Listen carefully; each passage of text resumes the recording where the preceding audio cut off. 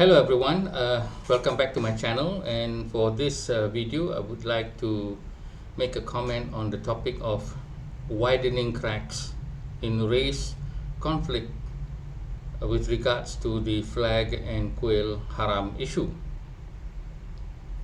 Now, we have seen or have read worrying trends in the media, in the social media, with regard to two particular issues, which is the flag blunder as well as the Kuil Haram issue. For this analysis, I will be looking at several news items in order to argue that we are in a very serious state of race conflict. Now, first of all, we look at the issue of the Kuil Haram. Now, in one of the news, Saravanan, being a leader of the MIC or the Malaysian Indian Congress, have asked that the Prime Minister make some sort of a statement to stop using the word Kuil Haram. Kuil Haram, in this sense, means the temple that has been built on land that has not been gazetted for it, or a temple which has existed but has not been gazetted by the municipality.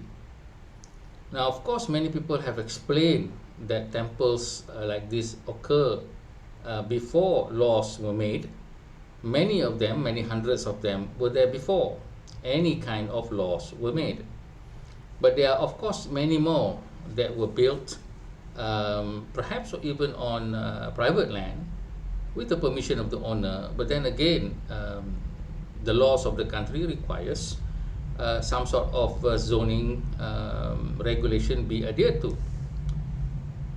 Then there are also those that are set up by the community, and has been taken up as something that may be disturbing to the public peace and the idea of traffic flow and things like that. And so all of this have been termed in the legal aspect as Kuil Haram. But when it is taken up by social media influencers, it becomes not only a race issue but also a religious issue. It's bad enough that the social influences by young people who know next to nothing about how to speak, how to access information, background, research, and young people who actually think that they are protecting their own religion and race and seems to be patriotic, but actually destroying the country from their inexperience. Now, this is added to be worse when a mufti of Perlis like Dr. Azri lending his own opinion about the idea of Kuil Haram, menceroboh undang-undang and all these things. So it's not very helpful for him to actually incite the public, which is the Muslims, to hate such things. I think this is beyond the scope of the Mufti. And of course, we also have other people, personalities in politics, again using the term Kuil Haram, and therefore this becomes a very difficult situation that puts up the race conflict with an addition of a religious element to it, which is Islam. Now, how do I see that this conflict has widened so much? The next news is that we read how the Permaisuri Agong has to make a kind of a reminder or explanation how her family has been helped by 4 Indian personalities, 2 of whom were doctors to the family. And I respect and highly praise the Permaisuri Agong for this attempt to mitigate. Now, for the Permaisuri to actually write something like that, to explain about her family experience and how she is saying that, what I have been saying so far, that we need each other as a country, as a Malaysian, even if you are a Muslim or Christians, and we are comfortable with our own religious group, we still need each other, because for me, that is not only a social necessity or an economic necessity, but I believe it is also a spiritual necessity. And the Permaisuri Agong certainly have shown about the idea of social aspect, and also the idea of depending on many people, various people, and that is something normal for us as Malaysians. Now we turn to the flag blunder. Now for this, the news that is interesting is about how flag mistakes are different when it is being done by a Malay group, or a group that is mostly Malay, and a group that is mostly non-Malay. And Rusia, a very seasoned journalist, have listed many case studies or cases in which there are many flag incidences.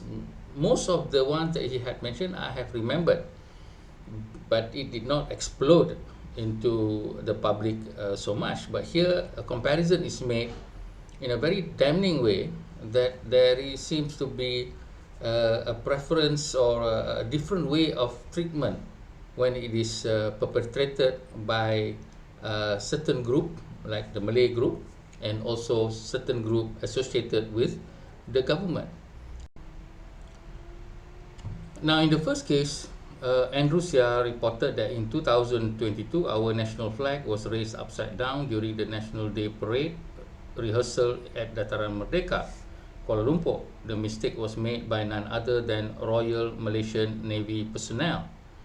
But unlike the huge outcry over the recent flag error by Sinchu Delhi, I don't recall any sailors being publicly vilified for this.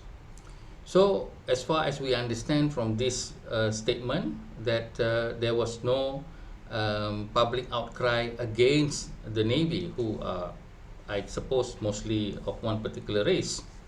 And so this is one example of what I've said, well, it's a mistake and then we must move on. But here, as I said, that this is a government agency or government entity, and it is of one particular race. Now,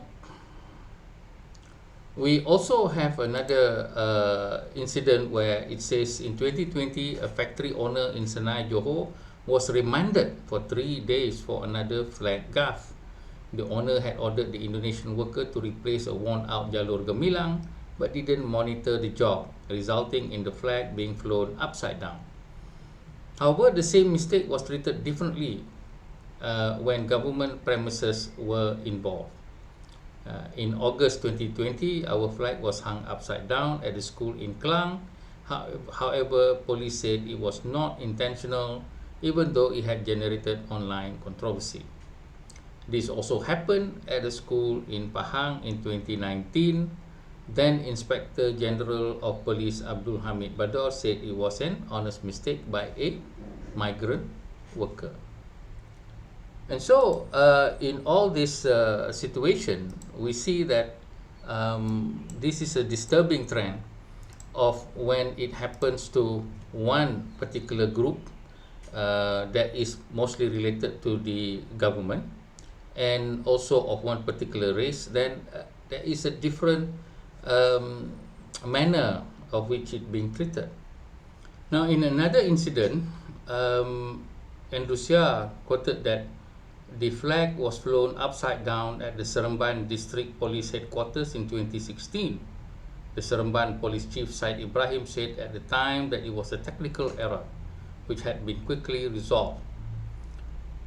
So it is clear that some flag blunders can be excused as not intentional, honest mistakes, or technical errors, while others receive the full wrath of condemnation. So this is what I have been saying all the while. We are humans and we make mistakes, that's number one. And before we accuse anyone of insulting the flag or insulting Islam or insulting anything, we need to do a background check. We see whether this person or this agency or this entity have done something like that in terms of insult to nation or to religion or to race before. As I have pointed out, there are many politicians that have a whole history of insult. Now that we can say that these people are really a terrible person and have certain agenda in their mind. But on others, Malaysians, it's just an ordinary mistake. When did we make mistakes to be something so big that we have statements like Mazli Malik, former minister, saying, claimed to be Malaysian citizen. The then education minister Mazli Malik said people who claim to be Malaysian citizens but are ignorant about the Jalur Gemilang cannot be forgiven for their betrayal. Then he says cannot be forgiven. And also betrayal, which is a very strong word, pengkhianat, treason. Robbing the country with 40 billions or whatever, not treason. Calling non-Muslims as animals, again, not treason. Calling non-Muslims as kafir harbi, not treason. But making a mistake on the flag, he calls treason. Then we have Perlis Mufti Asri Zainal Abidin said, the insult of the flag by those who were given citizenship was sangat melampau. And so we say here again, a Mufti, to me, stepping out of his office. Again using the word citizenship. Again implying that others are not deserving, but they are given citizenship. And then you make this kind of action, which are actually mistakes, but this is considered as an action that implies purposefully, or even the idea that they were careless and not respectful enough. Sangat melampau. Making a mistake on a flag that they have never done before is sangat melampau. For some people, calling Hindus as in a certain word, derogatory word, many times over, is still not sangat melampau. But making a mistake, then it's considered sangat melampau. Then we have some sort of academic saying, where is your loyalty to the country? Referring to Sinchu. Never mind the apology, this is subversive and treasonous. Who said that? Ahmad Murad Merekat, an international Islamic university lecturer. How does this person consider himself an academic when he totally accuses something like this of subversive, treasonous, and questioning the loyalty of a group of people who have contributed to this country longer and much more than he himself? And so we also have the Malay rights group calling Tiada Maaf Bagimu, and this is the sentiment of all these who are again of one particular group. Now, funnily enough, I have been following the latest flag blunder by none other than the Kementerian Pendidikan Malaysia, which is the Ministry of Education. And I'm waiting for this group Perkasa, for this Murad American, for the Mufti Perlis to say something. But so far, there isn't any condemnation. The only voice is from Mazli Malik, who has spoken in a very courteous manner, did not use the word treason as far as I understand it, but blames it on kelalaian and that somebody must resign. But there was no use of the word treasonous, betrayal.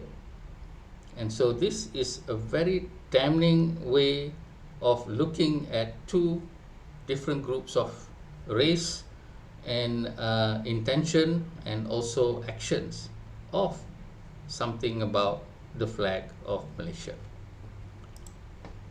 And so with that, we have this situation where are we as a country going? As I said, if we cannot forgive one another for some unintentional acts, then we will be heading for total failed nation. If we were to forgive one group, then we should forgive all others. But if we were to take action against one person or one group, first of all, I hope that there is a research on precedent. I hope that there is a research on intention before some sort of police report to be made, and before some people loses their job over it. And that is why we need to move as a country, like the Permaisuri Agong says, or imply that we need each other. We have to live with one another, and we should be actually thankful that we live with one another, of different cultures, of different race, of different faith, so that all the diversity will make us work better together, instead of just wanting to have our own kind, our own faith, our own culture to be the single one that is preferred. With that, thank you very much. Hi everybody. If you would like to own my book and have my signature as well as a personal note from me, please follow the instruction. Thank you.